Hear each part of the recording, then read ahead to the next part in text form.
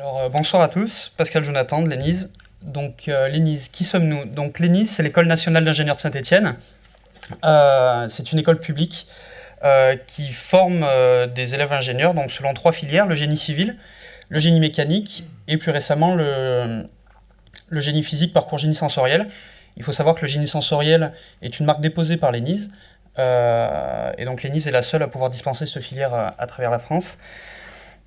Cette dernière permet de former des ingénieurs capables de concevoir des produits ou des services dits proches de l'homme, en appréhendant le côté objectif et subjectif du produit.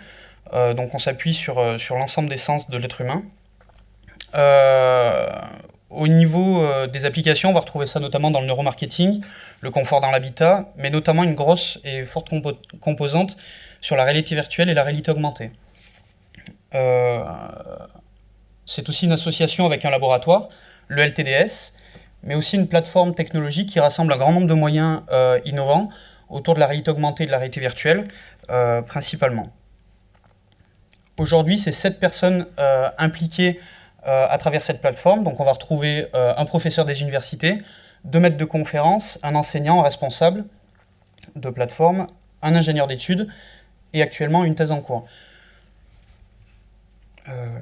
Voilà, c'est bon. Au niveau de nos activités, il faut savoir que l'ENISE est placée au cœur d'un écosystème dit proche des industriels, puisque l'ENISE va pouvoir s'impliquer ou répondre à des projets à travers, on va dire, plusieurs manières. Premièrement, de manière dite académique, où on va impliquer des étudiants par le biais des stages, des PFE ou des stages coachés, où l'élève va pouvoir être accompagné par un expert ENISE, mais aussi à travers des projets techniques, où là on va pouvoir allouer 120 heures sur un projet, ou alors des contrats pro, qui vont correspondre tout simplement à un contrat d'apprentissage sur une durée de 1 an. La force de l'ENISE, c'est aussi de pouvoir répondre à ce type de projet à travers des thèses, dont les 2 sujets que vous voyez ici sont liés respectivement aux 2 projets FUI, OptiFlux plus RF5D. Donc voilà pour ce qui va être plus de l'intégration des projets et de notre écosystème. Au niveau de nos activités au sein de la plateforme, on fait beaucoup de simulations et d'immersion virtuelle. Donc sur l'ensemble des panels que vous voyez ici, au niveau des sujets, les fortes composantes aujourd'hui sont principalement centrées sur le digital twin. Depuis peu, on a une ouverture sur le monde de la santé, des domaines qui sont vraiment passionnants et innovants. On va retrouver bien sûr les serious games de manière assez classique.